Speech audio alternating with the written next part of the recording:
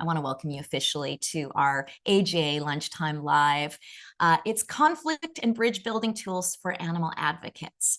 And I want to welcome all of you sweet things that are here with us live. And I want to welcome you beautiful people who are joining us for the replay.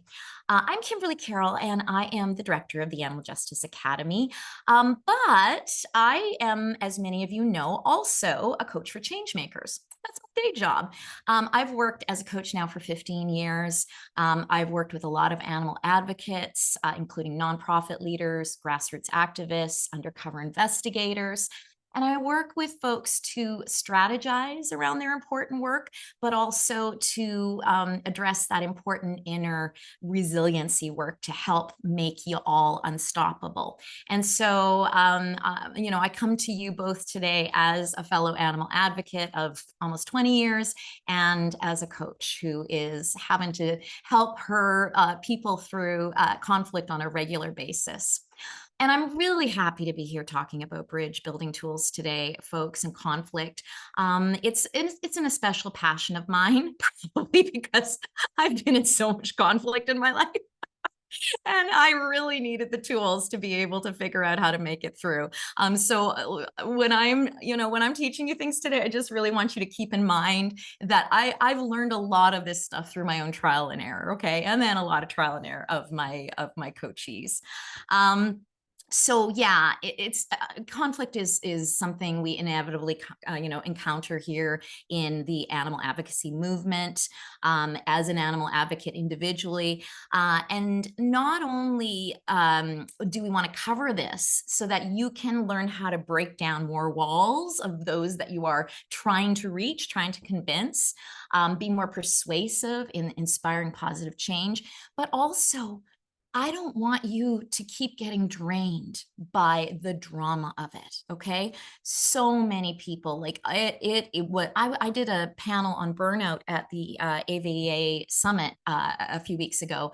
And that was the things that got cited a lot for burnout was conflict. It's one of the top reasons that animal advocates leave is because of conflict. So you are all here and you're all animal advocates because you care a lot. Okay, you've got big hearts. Many of you are quite sensitive, and that's why you have connected to the most powerless in our on our planet. Even though they can't speak in our language directly to us and tell us their pain, you can feel it.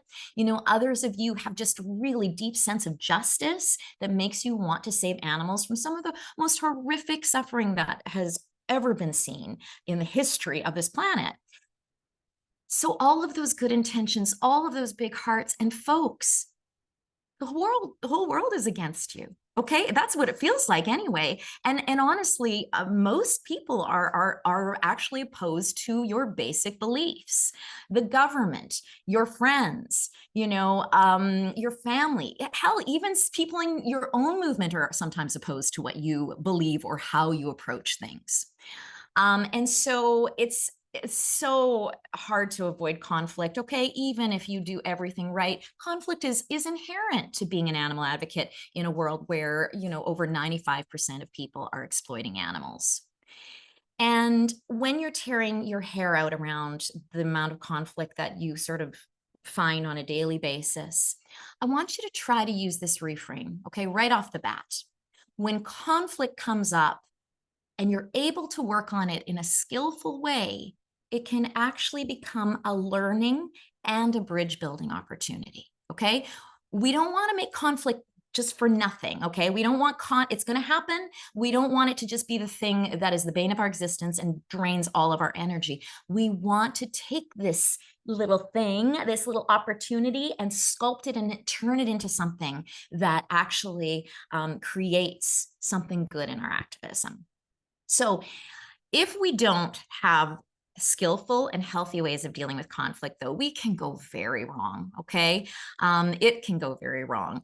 We can get so wrapped up and desperate in trying to be right or trying to convert that we alienate people. So that's one of the first things that can go very wrong. We can feel that we have to go to war when conflict arises, you know, and turn everything off, turn all our heart off, turn off any sort of, you know, aspect of compassion. And what happens if we do that too often? We eventually disconnect from the love and the integrity that brought us to this movement in the first place. Okay, it makes you lose track of your original inspiration. Or we get so overwhelmed by the conflict that we burn out. Okay, we just burn out and we drop out. So this is bad for individuals. This is bad for the movement. So knowing the stakes now, I want to help you today build some wisdom and skills around conflict. We're going to start today with really understanding what is causing that inherent conflict that I just mentioned, okay? What in the opposition, and I say opposition in quotation marks because that's exactly, we're not going to think of them as that, but just for practical terms, what's happening that people are opposing us? You know, for some, in some cases, it's really straightforward. Industry opposes us because we affect their bottom line. Okay, we could upend the animal agriculture industry or the, you know, some parts of the animal testing industry, all that sort of thing. The government goes up against us because they are dealing with huge animal use lobby groups. Okay, and they are beholden. They feel beholden. But understanding the psychology of why there's so much pushback from the general population, it's a little bit more complex. And I know this feels a little obvious maybe to you, but it's really important to get square with this. So in 2015, there was a study by Kara McInnes and Gordon Hudson, and they found that, quote, the only group viewed more negatively than vegans were drug addicts. I just want you to take that in. What?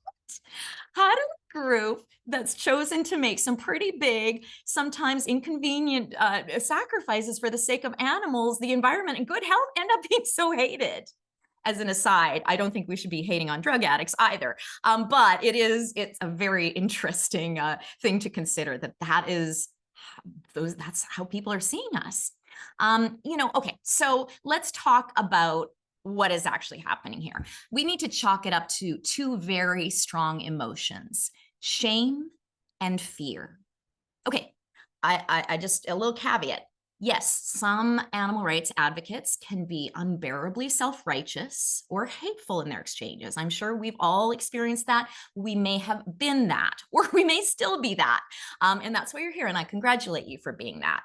But I want you to notice how you hear from people, oh, I once met a vegan and they're awful. The vegans are awful. You know, it just takes one to brand all of us, which means there are some strong emotions at play already. Okay, already before they meet that shitty vegan, there are some really strong buttons being pressed.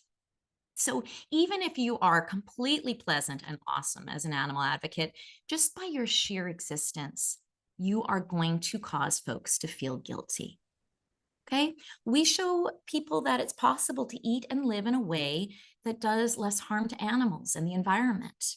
And this triggers their shame, especially if they have a particular affinity for animals.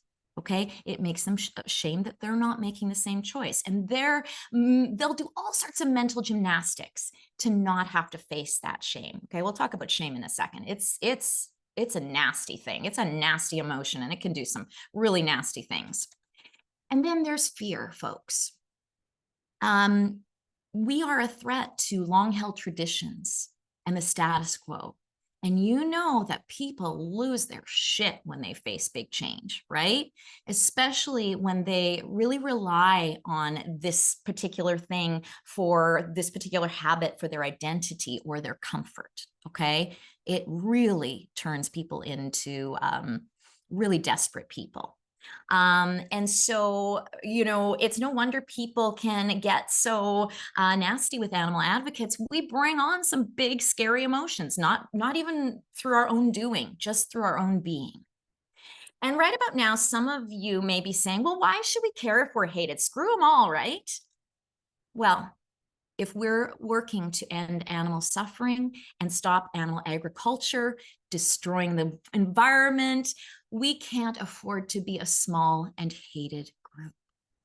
As the late Tommy Raskin said, I'm working for a vegan world, not a vegan club. So that means, my dears, managing and conflict and starting to learn some skills around bridge building.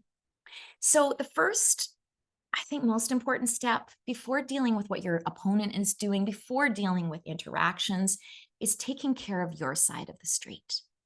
Okay? It's about you being in the right state. And you being in the right state means feeling safe and not being triggered.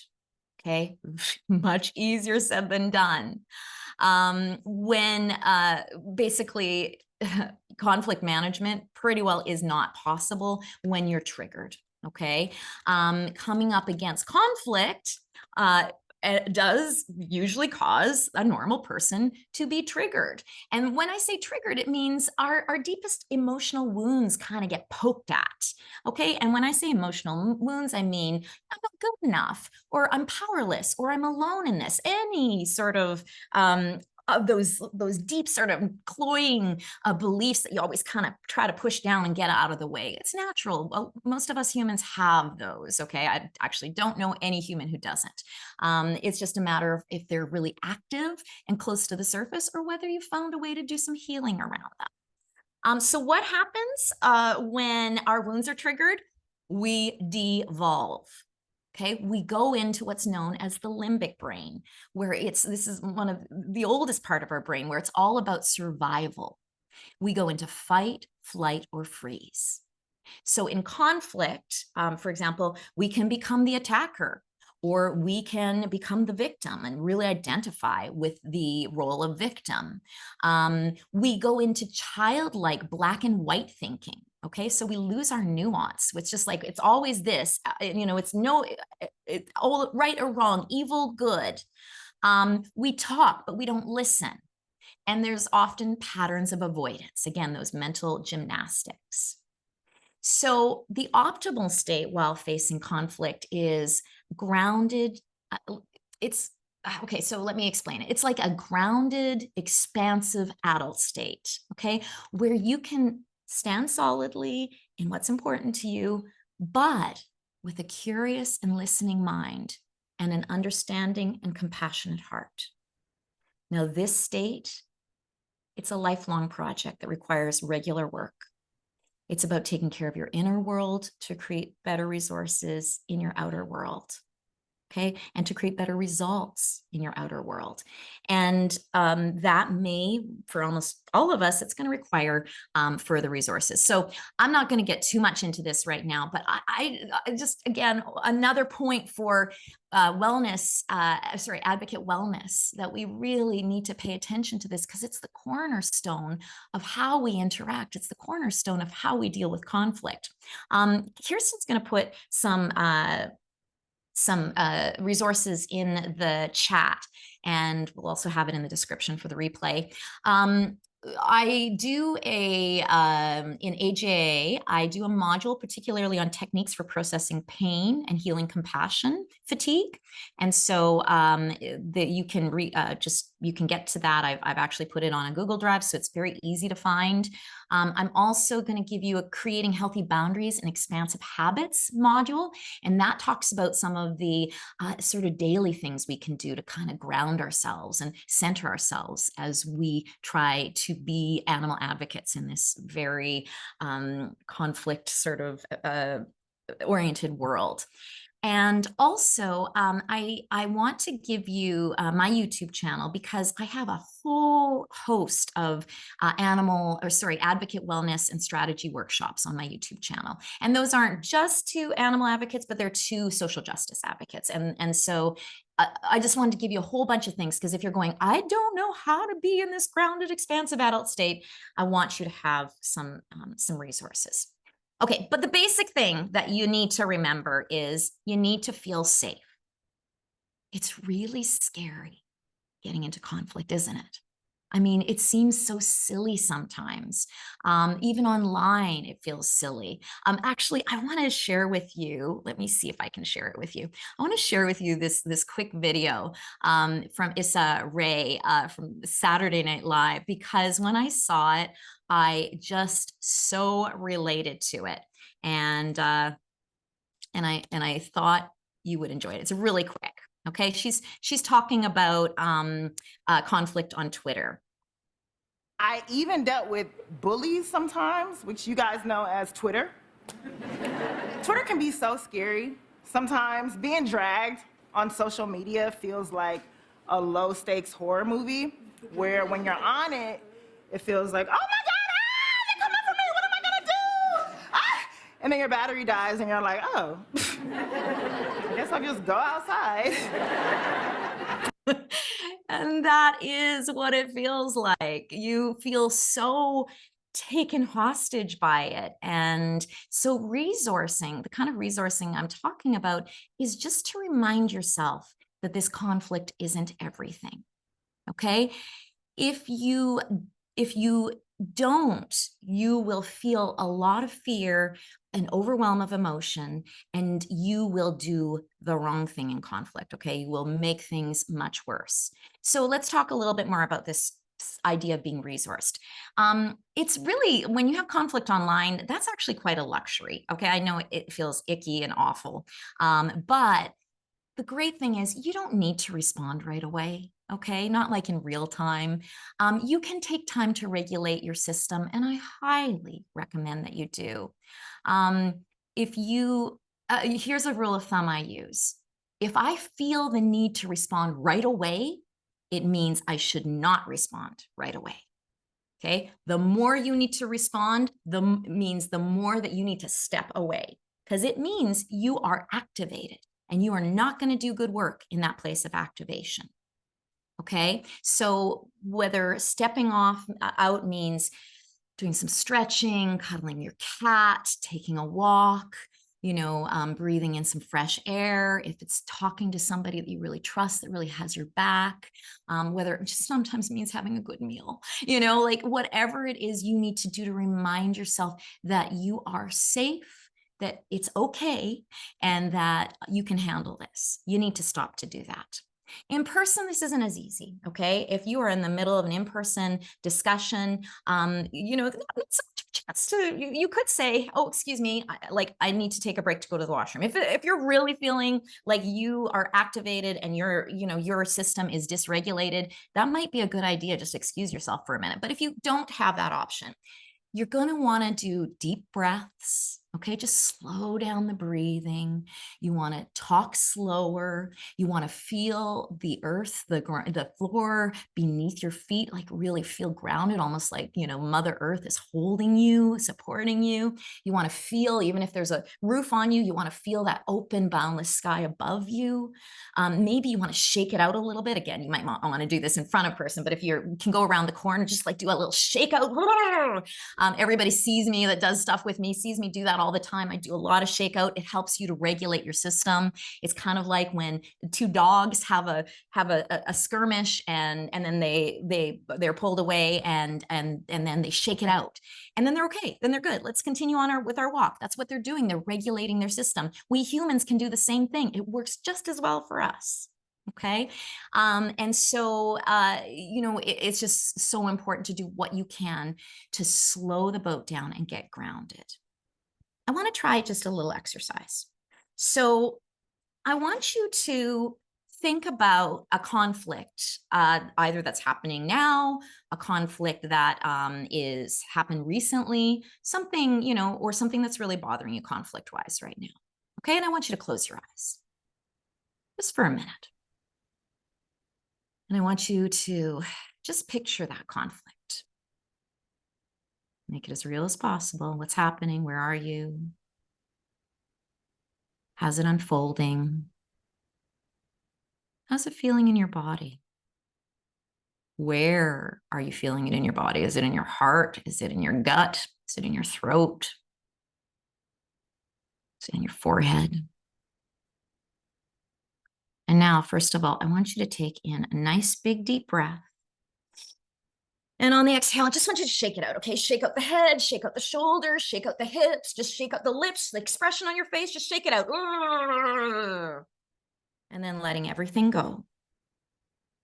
And I want you to ask yourself, am I in grave danger right now? Am I in grave danger right now? with this conflict? And I'm hoping the answer is no. If it's yes, then get the hell out. Okay. No way staying in conflict where there's danger is helpful for you. But I want you to just sort of laugh at how your system sort of made you feel for a moment, that you were in grave danger. They were coming after you. It's the end of the world. And now, knowing that you're not in grave danger, I want you to just ask yourself, what's so right now? And I want you to tune into what's happening right in this moment. Maybe you're noticing that you're in a quiet room.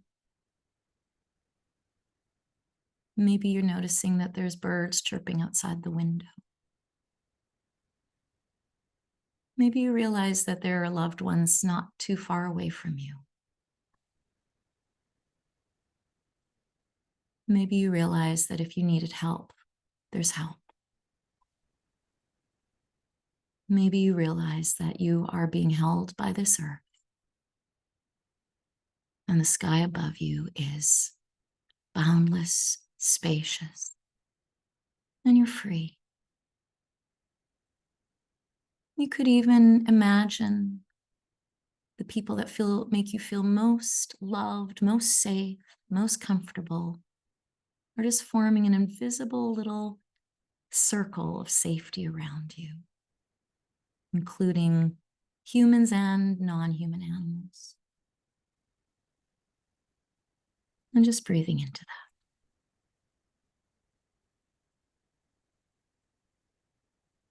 that. All right, let's take in a nice big deep breath to ground it. And letting go. And opening your eyes when you're.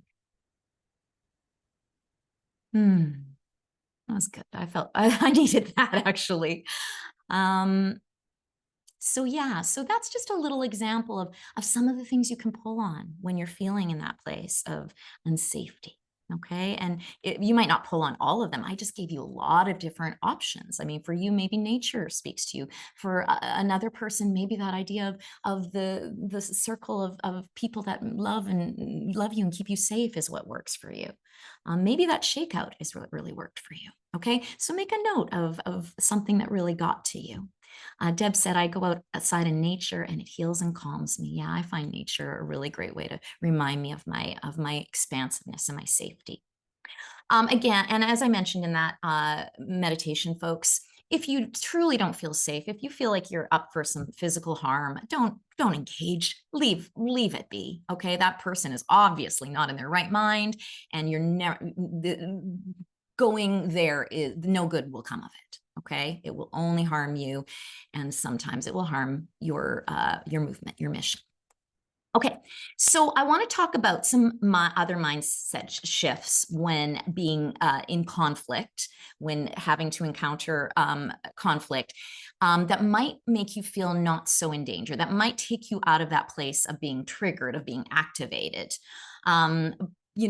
So staying rooted in a place of love and integrity in the face of conflict is a big order, and it can be really hard when you got that Facebook friend that keeps on commenting bacon on every farmed animal post you put on, or if you hear for the umpteenth time at a protest somebody yelling at you to get a job, or when a fellow animal advocate gets nasty about your language or your campaign approach. So let's go over some really important mindset shifts that can help with this. So the first one I really like to keep in mind is thinking of everyone as a potential ally. Hey, we often in this world get caught up in this us and them mentality, the idea that we're fighting an enemy or an attacker, which can put us squarely in that limbic state, okay? That limbic state where we are not skilled, nuanced, loving, nothing. We become an idiot. And as long as you create monsters in your life, folks, you're going to feel disempowered, okay? If there's a monster, it means they have power over you. That we don't want to build more in disempowerment in yourself or in this world. We want to build empowerment. So let's break down this idea of everyone as a potential ally. So no matter how different our views might be, how repugnant people's actions might be, we're all on this planet, okay, together. We are in this thing called life together. We all have pain. We all wish for comfort. We're made of the same stuff, okay? And that's not just new age crap. That is according to science. We are all the same energy, just expressing itself in different degrees of density, okay, in different temporary forms. So recognizing this helps you to recognize that what harms one of us ultimately harms all of us. Okay, so why would you want to beat that person to a pulp, on a Facebook post? You don't want to do that. Now, that doesn't mean, and I really want to get clear about this, folks. So really listen up here. That doesn't mean not standing up strongly and consistently and sometimes very fiercely and boldly for what is important to you, but letting it come from the love and integrity of understanding that underneath all these layers of conditioning, we are the same stuff. Valerie Kaur, who does the Revolutionary Love Project, I love how she talks about when she first perceives somebody as an enemy, she thinks to herself, you are a part of me that I do not yet know. Okay? You are a part of me that I do not yet know. And so I have seen some of the most unlikely characters eventually come around with interactions coming from this place. For example, I have an acquaintance from a community who had such angry reactions when I started posting about agriculture, animal ag. But I just really tried. It helped that I knew her. So it helped that I could see her as a three-dimensional person. And I started navigating this interchange in a skillful, resourced way, really addressing her as a human being who feels pain, who wants, comfort. And I started to, just plant some gentle seeds. Folks, she's now not only vegan, but she's starting to post animal agriculture posts. Okay. And I'm sure if I were to ask you, how many of you, tell me in the chat, how many of you have had similar sort of experiences that somebody who started off as the opponent is now, over on in your way of thinking or has joined the mission? I'd love to hear that. Yeah, Kirsten says definitely. Okay, so in order to be able to look at everyone as a potential ally, this requires something very big, a very big ask. Dismantling your judgment. I get it, folks. Judgment, I get it.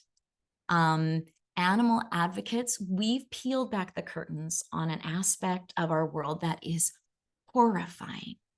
Let's just talk about animal egg for a second. 90 million land animals killed for food each year, and 1.2 trillion marine animals, and that's a conservative estimate.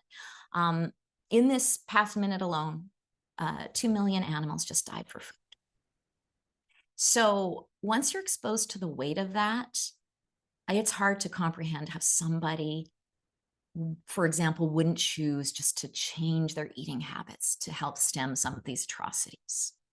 And it's okay, folks, to feel sad and to feel bewildered and to feel frustrated by this and to even feel rage around it. It makes sense. But when we take that into our conversations, into our interactions with others, it gets us into trouble. It gets our cause into trouble. Okay, when we bring judgment and self-righteousness to these conversations, we're not going to win. And when I say win, the animals aren't going to win. So judgment towards someone will trigger their shame. We just talked about what happens when you get triggered, especially when you trigger your shame. I said we become idiots. Okay, we become primal, survival focused idiots. And shame especially is one of the hardest emotions for us to handle. We will do as humans anything not to feel shame. We will erect all kinds of walls. We'll attack, we'll deny, we'll check out. No one feels opening to listening and learning and growing when they feel shame. They will shut down like a bar at 2 a.m. Okay. And I just want to do a little sidebar. There is, the difference between shame and guilt, okay? Because a lot of us do use this guilt, campaigns use guilt. And there's a difference between shame and guilt. Guilt is the feeling that you're doing something not in your integrity, okay? That you're doing something that's harmful. Shame is the feeling that you are bad. Nobody can handle that. Nobody can handle the feeling that they are bad. And some people, under the right circumstances, can handle the guilt, the feeling that they might be doing something bad. And there's ways to mitigate that, which we'll talk about in a minute. But let's get back to judging. How do we stop judging? I know it's so damn hard. Well, okay, here are the two things I like to keep in mind. When I'm feeling I call it judgy judgerson, I ask myself, in what ways have I exhibited this similar behavior or limits in myself, or still do? Okay, let me try that again. In what ways have I exhibited similar behavior or limits? So it's likely that you've stood in similar shoes to the person you're judging right now. Maybe you were hesitant to a hard truth, or were seduced by convenience or security. Yeah, I went through my white fragility stage. I was a voracious meat eater at one point. How many of you, hands up, how many of you ate animals at some point in your life? Yeah. I mean, the Zoom just gave me a hand raise. My physical hand wasn't enough. Yeah, I mean, unless you were born vegan, you were part of this. You know, I think it's important to note that when you were doing that, were you an evil person? Were you really bad to the core? No, you weren't. You hadn't found, you just didn't know it in the way that you needed to know it to change. Okay. And so maybe you think about that, or maybe you think of an area of your life that you're currently staying blissfully ignorant about or resisting change for the greater good. When I start to feel self-righteous, I remind myself that I still fly, I still take planes, even though I know how terribly bad it is for the environment. I have cut down a lot, but I'm still flying sometimes, okay? I don't love that. And so, I don't do that to beat up on myself, but I do it to get perspective that this world is hard, it's complex, there's a lot of factors at play. And another thing that helps with the judgment is remembering that there is an avalanche of devastating problems in our world, and your number one issue might not be theirs. Okay, racial justice might be theirs. The environment might be theirs. Being able to take care of, their child with autism might be theirs. Okay, so you need to remember that there are so many competing factions. And I know for us, we understand that the volume of this and the depth suffering is so incredibly, it eclipses so much, but we still need to remember that it depends where your perspective is. Okay, if you're in it, if you're in the fight, if you're somebody who's marginalized currently as a human, that is a whole nother thing to have to deal with. That makes your life so much harder, and you may need to concentrate there a little bit more. Okay, another approach for dismantling a judgment. When someone is really entrenched or pushes back in a really crappy way, or they just don't see the harm in what they're doing, the thought that helps me to not knee-jerk respond with that with shittiness of my own is to try to understand that people are doing the best they can from what they know and are capable of. Okay. People are doing the best they can from what they know and currently are capable of it. Folks, bad behavior comes from pain, fear, lack of access to knowledge, or the inability to learn. For example, if somebody can't show compassion in certain areas, it was maybe never modeled to them in a way they could understand, or they might not even be psychologically capable of understanding that suffering. That remembering softens my heart, and it starts to nudge me back into my place of love and integrity.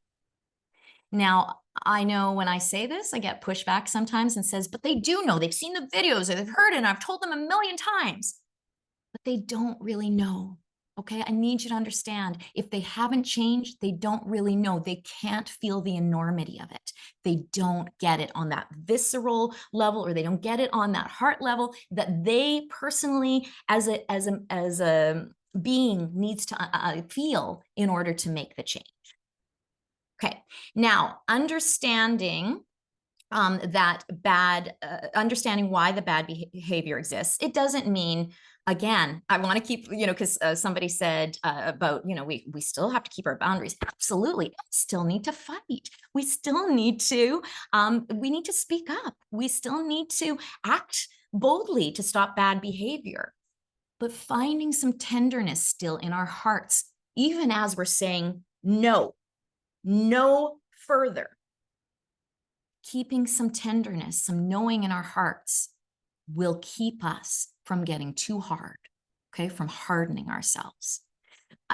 I'm going to use the F-bomb here, but one of the little refrains I have in my mind is, those poor fuckers know not what they do, okay? They really do, they don't know what they're doing.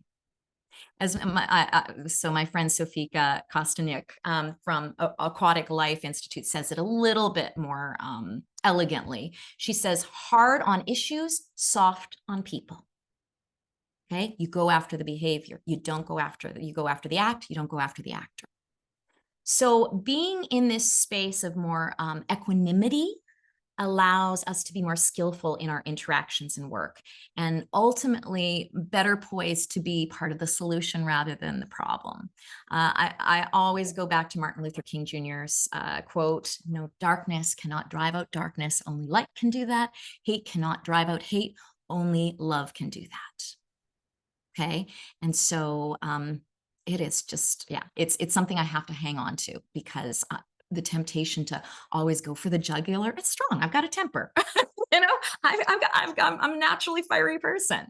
So let's say you're able to stay out of this reactiveness. Okay. You're able to drop a little bit of the judgment. You're able to sort of, take care of your side of the street. Now we can start on the important work of bridge building. And again, if you have questions, you can put, I don't know if I'm going to have time for questions, but I might be able to make time at the end. You can put them in the chat and just put ***Q beside them so we can differentiate them from the other quotes or the other comments. Okay, so I want to go through some of the cornerstones of having interactions that cut down on the chance of the person that you're interacting with getting triggered, and then really absorbing, really getting them to absorb what you're saying. Okay, so the mantra here that I like to use is, I'm communicating to change hearts and minds rather than to win. Okay, my job here is to change hearts and minds, not to win. So one of the big behaviors that can alienate animal advocates from others is the drive to win arguments with family members, win converts, win social media battles. But this whole winning paradigm, folks, it creates opponents and enemies. And I truly believe our power in the movement is going to come from bridge building as opposed to going to battle. Okay, so let's just talk about, we're sort of heading into a conflict. And when I say conflict, I just mean what the person we're dealing with, the beliefs the person that we're dealing with is holding are in conflict to ours. And so the first thing that I recommend, finding the connection. For the sake of your humanity, but also it's very strategic. You're more likely to get people to listen to you if you're somebody they can relate to, if you have some common ground. I remember Louise Jorgensen, I don't think Louise is here, but Louise Jorgensen always used to deal with the same truck driver at vigils. And you know how awful some of those truck drivers can be. Obviously, we have had a fatality with Reagan Russell. So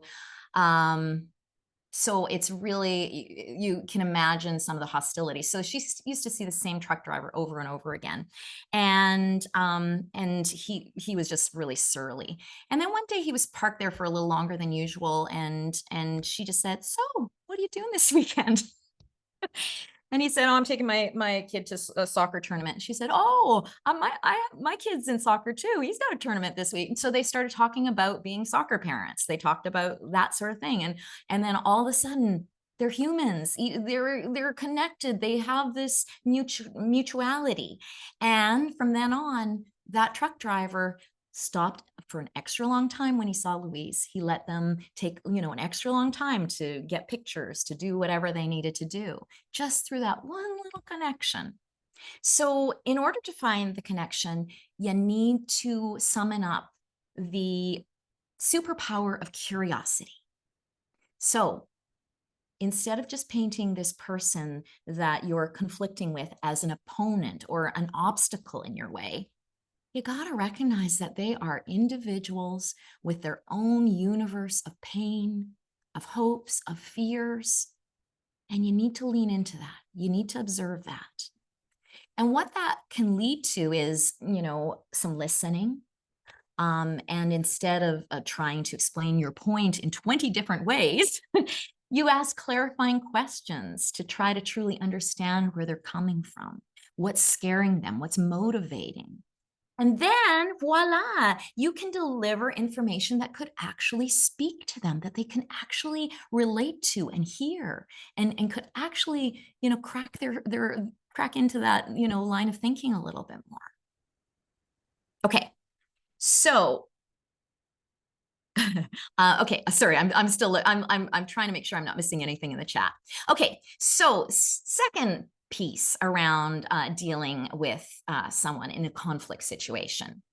Instead of trying to decimate folks who aren't getting where you're at, I know it's tempting. I mean, a lot of us have so much knowledge. We just want boom, boom, boom, you're down.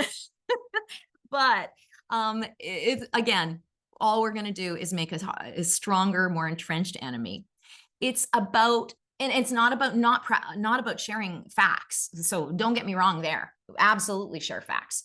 It's about practicing sharing these facts, this knowledge civilly and without getting charged up, and especially without getting into personal jabs.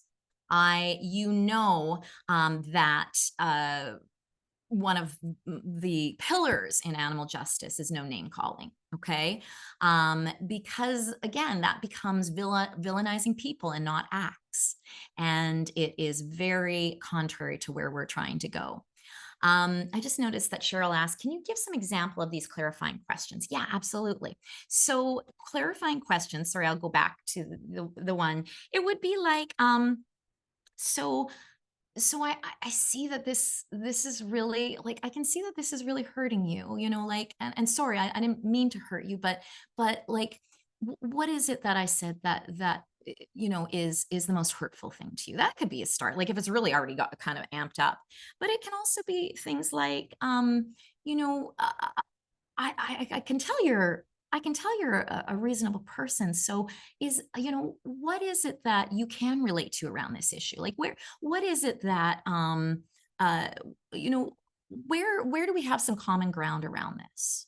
As many of you know, Earthling Ed is really good at asking these kinds of questions. Okay. And so if you need a little, a little primer in some of these persuasive techniques, you can just check some of his videos out. I also have on my YouTube channel a workshop called The Powers of Persuasion that can be really helpful and give you a little bit more of an idea of that. Okay, so no name calling. I mean, that should be pretty. As soon as we name call, it's there. It's a barnyard. It's a schoolyard fight. There's just no good's going to come out of it. But as far as that information and that knowledge that we talked about, it's also really important as an animal advocate to properly educate ourselves on something before sounding off. Okay, there's a lot of information on our movement, and so it's really hard to keep track of what is accurate at all times. But before you double down, it's always good to do a double check, okay, to make sure your sources are correct, to make sure your information isn't exaggerated or dubious. And just a really reminder, educating ourselves in this day and age can be very challenging. The a lot of our news, a lot of our facts are curated by social media now, or different online funnels. And so we if we're too identified to one viewpoint, we will unconsciously migrate to materials that confirm our own bias, or Google will take us to materials that confirm our own bias. Okay. So be careful, and just make sure that you're checking and double checking. Also, be honest with your own uncertainties, folks. We don't need to define what is right and wrong in every circumstances. We, as humans, we want to nail down certainties. There's no space for connecting and listening and being in the question mark.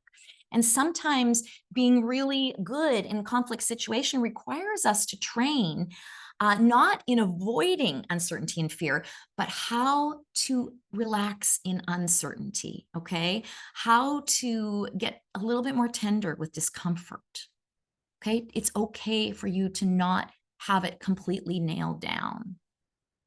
Okay, now I want to talk a little bit about bringing a more nuanced approach to conflict. Issues are rarely black and white. The truth is often somewhere in the gray. And even when something is indisputably bad that's being perpetrated, like the abusive animal agriculture system, a nuanced thinker also considers the context in which these things are happening and tries to put themselves in the shoes of their opponents. So again, they can address and they can help to get through all of those barriers that have been created. So for example, I hear a lot of people, like when we put out an investigation with animal justice, I hear like people talking about the workers and just like calling them, pieces of shit and evil and all that sort of thing. And I need to relate to you what I've learned from some undercover investigators that I've worked with.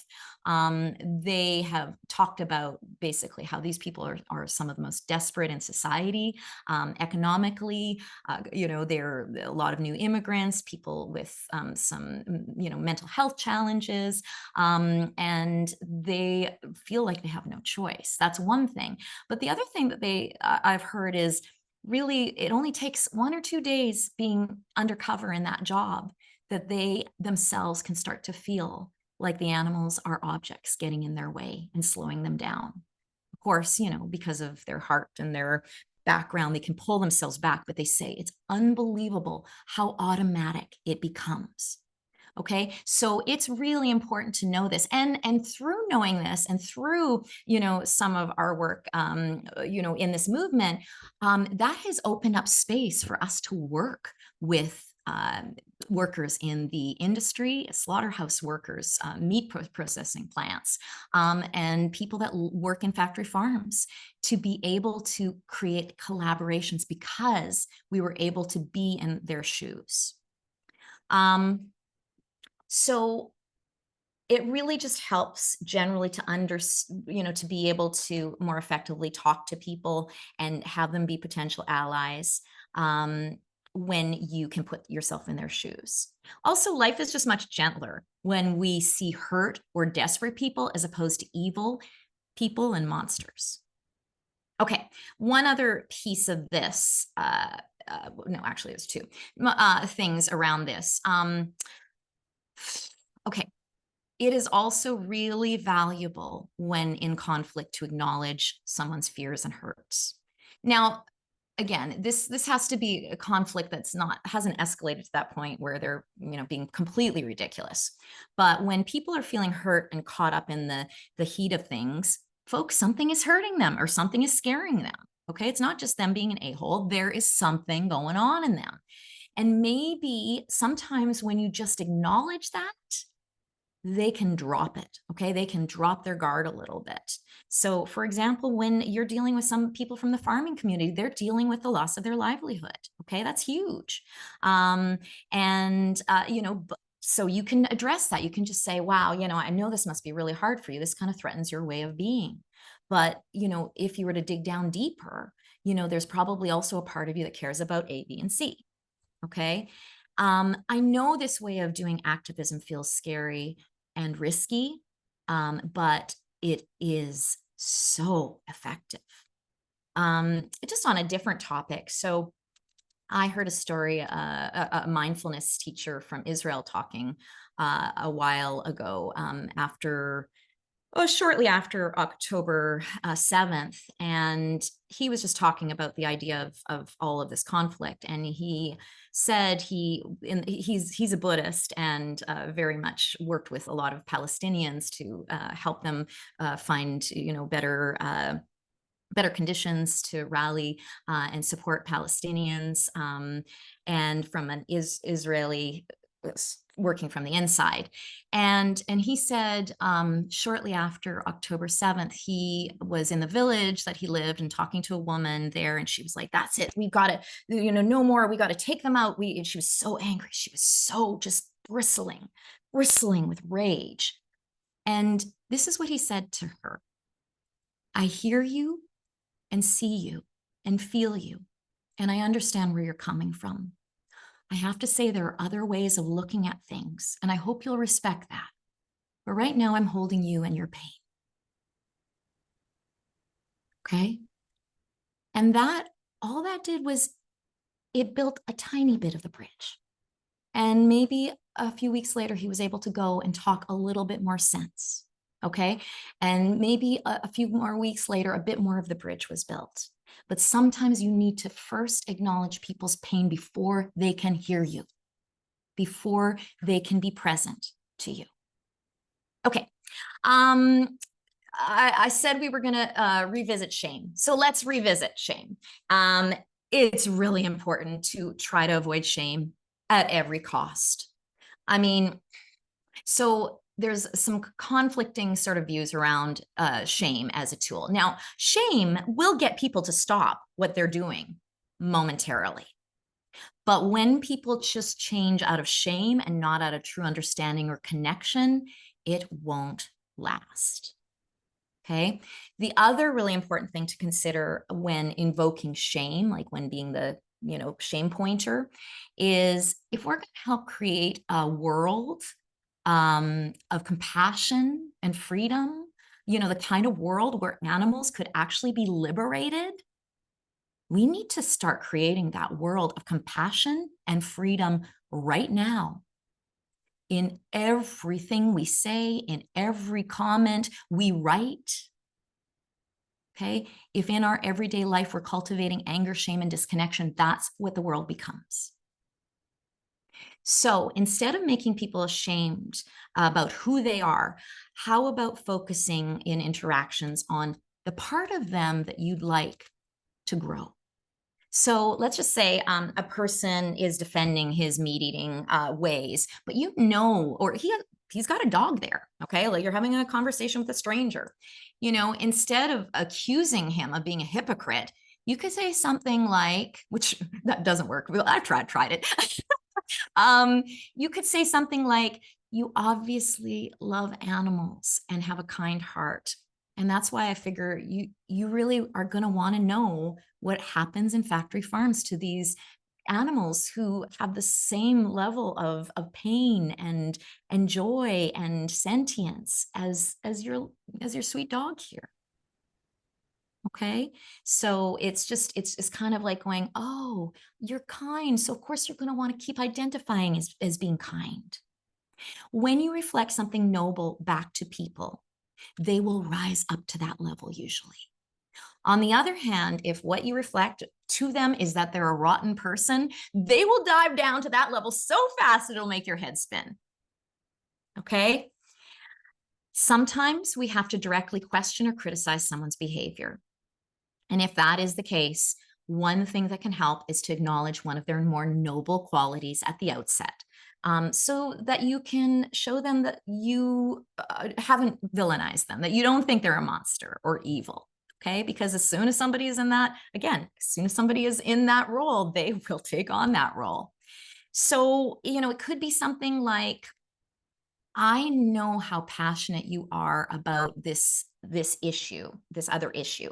something else they're interested in. So I'm not sure, what the disconnect is for, around this kindness to animals. They're some of the most vulnerable beings on the planet. Okay, so you're saying, I know, like you're already good in this way. So could you extend it more? Or if it's a fellow activist who's going after you, you can say, I know how deeply you're hurt from seeing animals suffering. You have such a tender heart. What stops you from extending that compassion to this person or to this situation? Okay, so it also helps that when you come at things, instead of trying to prove you're right, just helping them understand your experience. Okay, so for example, not explaining why they should be vegan, but why you are. Okay, explain it through your eyes, make it personal. After spending time with pigs, I realized how sensitive and playful and loving they are. And then all of a sudden, bacon, it just became this whole different thing to me. That I used to love bacon, and then it was like just awful. It probably similar to how you would feel if you knew dog meat was being served. You can also bring some walls down in these discussions by showing some humility and sharing how you're not perfect and what you struggle with. For example, I share a lot that I was a huge meat eater growing up. I love steak. I love KFC. I never thought I could go vegetarian, never mind vegan. And almost as soon as I say that, people's defenses start to relax. They're like, okay, she's not some saint, self-righteous saint on a mountaintop. She's one of me. She's like me. And they become more open to discuss. Okay, speaking from your experience always helps. Now, I'm going to tell you a story, and some of you may have been a part of this because it was a story in Animal Justice Academy in our Facebook group, sort of rolling out real time right near the beginning, and I love this story. So as you know, in Animal Justice Academy, we have a lot of veteran activists. We have very newbie people. We have a lot of people who aren't veg yet. And so we, there were a lot of clashes right near the beginning. And I had to train real good in mediating this conflict. And there was one fellow in particular who had been a longtime activist and had even done like some disruptions of hunts, things like that. And when somebody would do a post in the academy saying, oh, I'm not veg yet, I'm not really sure how to do it, and whatever, he would rip into them. What are you doing? You have no right advocating for animals if you're not even willing to do this thing. And he just and then that person would go, oh, and then they stomp away in virtual form, and we'd never hear from them again. And so after this happened about 3 times, the third time it was a woman that made this comment, and I private messaged him, and I knew, obviously he's been doing this for years, he's got a good big heart, and I said, buddy, what's going on here? You got to know that this isn't a good strategy. Maybe you can speak more from your experience. And he said, I'm sorry, I did some undercover work today, and I'm just destroyed. And I said, that's what you say. That's what you share. You share your experience with that person. That's how you get people to relate to you, to feel you. And sure enough, right after our little discussion, he went on there, he deleted his other comment, and he got on and he said, I know it's hard. It was, it's hard making change in this world that doesn't want us to change. And, he said, for me, it was one of the best things I could have ever done going vegan. It just alleviated, the heaviness on my heart and my conscience. And he spoke about that. And then at the end, he said, and if you need any help, I'm here for you. Well, that woman within a week turned vegan. So just never underestimate it, folks. I have experienced hundreds of times how someone with a differing opinion, when they sense an intention of true connection in my communication, their walls tend to go down and their hearts and minds open. And that is where change can actually start to root. And even if they're too far beyond reaching, and there's many of those folks, there are many of those, it's good for the world and your sanity to practice staying in your love and integrity.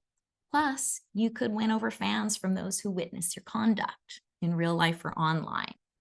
And again, this does not mean not enforcing your boundaries or speaking your truth, but just doing it from an energy of building as opposed to warring.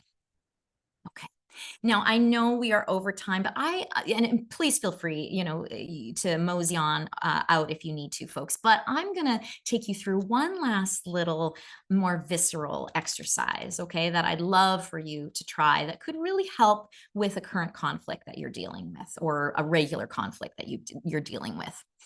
So for this, once again, you're going to need to choose a situation that holds conflict for you.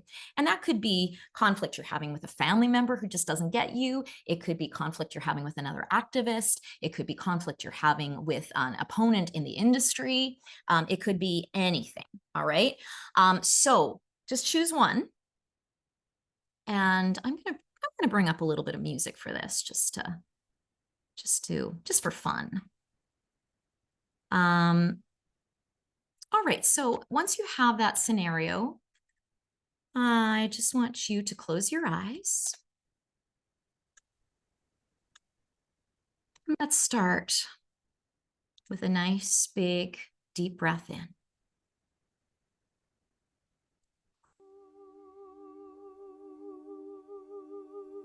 Letting the shoulders soften. Getting some deeper breaths into that bottom of your belly. Slowing it down. I just threw a lot of info at you, and now it's just time to feel. Time to be. So I know this feels a little counterintuitive, but I'm going to get you to revisit that conflict, that place of conflict in your life. A scenario that represents it. And I want you to make this as real as possible. I want you to notice where you are, who's there. I want you to notice how you're holding yourself, the expression on your face, what you're feeling in your body. And I want you to notice the other party or parties involved. What are they looking like? What's the energy coming off of them? Or maybe you can't see them, maybe it's online, but just imagining.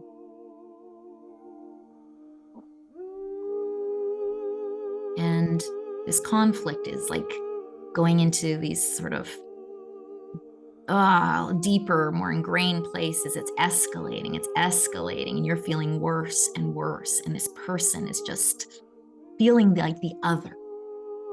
And now, stop. I want you to freeze that scene. Everything freezes, except you. Okay, it's silent. So first of all, take a breath. Find your safety.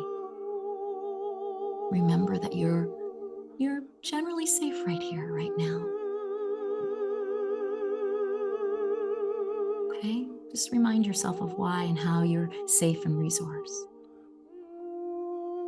And now, I want you to look at that person and what you imagine that person is looking like in this frozen position with their, self-righteousness or their attacking sort of energy or their victim sort of mentality.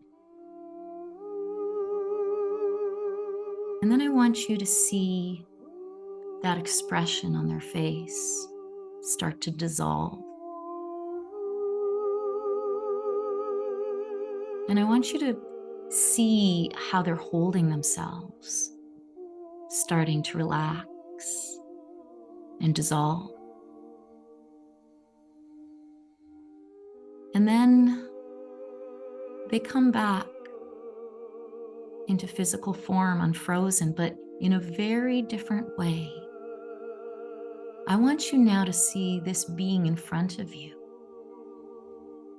as someone with all of their protective layers dissolved, all of their conditioning, all of their defenses melted away. There's no masking fear with self-righteousness. What has been underneath everything that's been driving them is showing so clearly, and they're not trying to hide it. Everything has softened.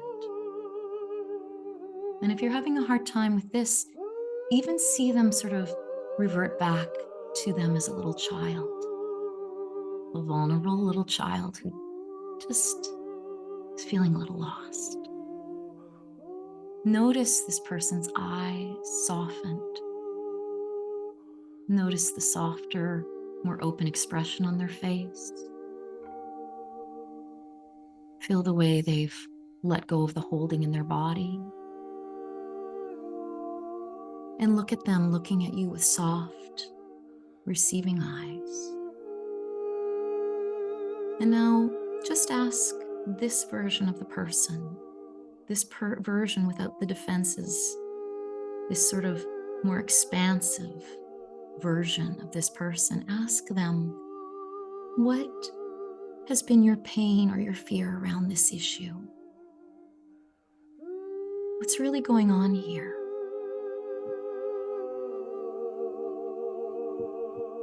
You could ask them, where's this coming from?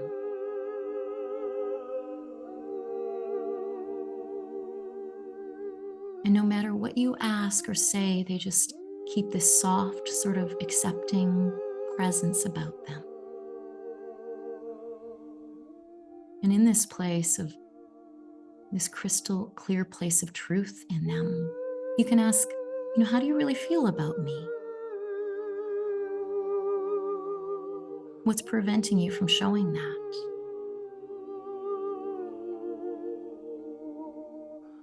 What can I do to help you understand?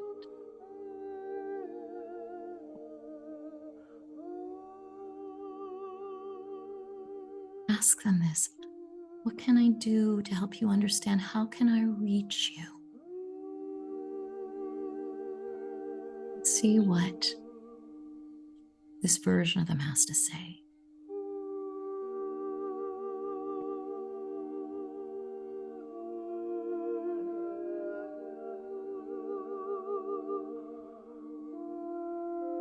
And really feel that and really see that.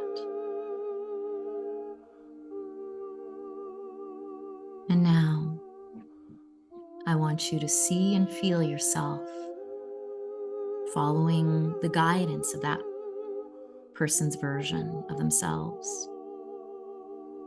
And I want you to try to talk to them or interact with them in that way. And just have that experience.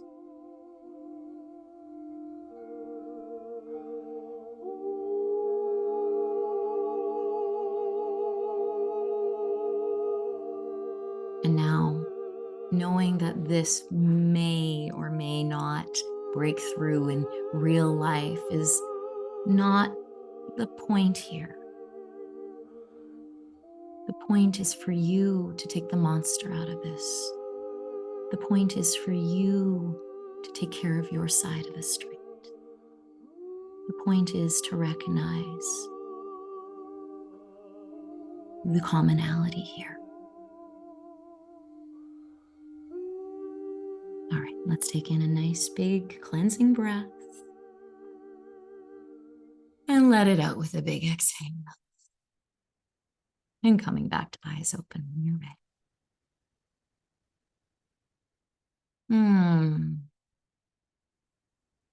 So I'd love to hear in the chat how that went for you. Whether there was something you discovered when you asked those questions. If there was any sort of shift that you could feel in that. Sometimes some really interesting discoveries come out of this just because you're going into a deeper wisdom into yourself. Okay, you're making space to really go into that deeper place of knowing. Okay, Tenebrae said, feeling a sense of ease. Lisa said, wonderful, just so disarming. And so, I just want to address, and I'm about to wrap up, folks. But I want to just, somebody said, I'm safe, but the animals are not, and that's why it's rough. And yes, absolutely. I get it. This is every second is horrific for animals in animal agriculture, especially. But I think the thing that we need to understand is if we go about our interactions with that sense of desperation and just starving, just needing, then we are just not going to be strategic. Okay, we're not coming from the potential of life. We're coming from the haunting of life. Okay, the animals can't help but be in that place of being haunted, of being, starved for everything that is meaningful. They have no choice, but we can choose to come from a fuller place. We can choose to live the potential of this life rather than the deficit of this life. Okay, I hope that helps a little bit. All right, folks. So thank you so much for sticking with us. And, the last thing I want to say is it's called bridge building, not bridge built. Okay. Instead of thinking you're needing to, get it all figured out, experiment with it. Okay. Just play with it. You're not going to be perfect. And one of the most important things is also to have compassion for yourself in this. Okay. We're all just trying to figure out how all of this complicated shit works. Okay. So I just want to make sure that if you want to dive in more on how to make yourself a more effective and enduring change maker, there's a few resources I want to give to you. I already shared the YouTube channel, my YouTube channel that has advocate wellness and strategy workshops. But I also want you to know about my changemaker sessions that I do at least once a month, sometimes more. These are intimate, interactive workshop sessions like this, but more intimate. And they are they're geared towards advocates in all forms of people in all forms of social justice. But we have obviously have a lot of animal advocates that come. Our next one is called Refuge in Challenging Times, the 3 levels of trust. So especially those that were, working on the sense of I need more safety in my life, this would be a really good one for you. It's June 19th, a Wednesday night at 7 p.m. And Kirsten has put that into the chat. I also have a mini course called Power Tools for Changemakers. It's like a 5 little part. It's free. And all of this is free. I should have mentioned this, but all of this is free. I like to have lots of free resources. Power Tools for Changemakers, and it takes you through all sorts of pieces of this puzzle of wellness for advocates. And last but not least, if you love our programming at Animal Justice Academy, make sure to spread the word, join us on social media platforms if you haven't, and if you feel like donating to support our programming at AJA and at Animal Justice, Kirsten is going to put a donate button in there for you. All right, folks, I saw wonderful, beautiful things from you. I will look at them afterwards and take them in. And I'm sorry if I missed your questions. Like I said, it's a little hard for an older gal like me to do too much multitasking of keeping up with the chat and running a workshop. But I will look at things after, and if something needs to be addressed, I'll try to reach out to you. All right, I'm going to just have you open up the audio, Kirsten, so I can say goodbye to everybody and everybody can say goodbye to me. Lisa, I'm so glad you love it. You found your people. Yay. Oh, it's actually Betsy. Okay. Yeah. Yay. Okay, everybody. How you're doing? You doing okay? Thank you for staying with me. Have a wonderful rest of your week. And I'm sending so much love, Thank you so much. Thank you. Okay. All right. Okay. Everybody. Love going. Let's bring as much love to those animals as possible. Bye, everyone. Yay.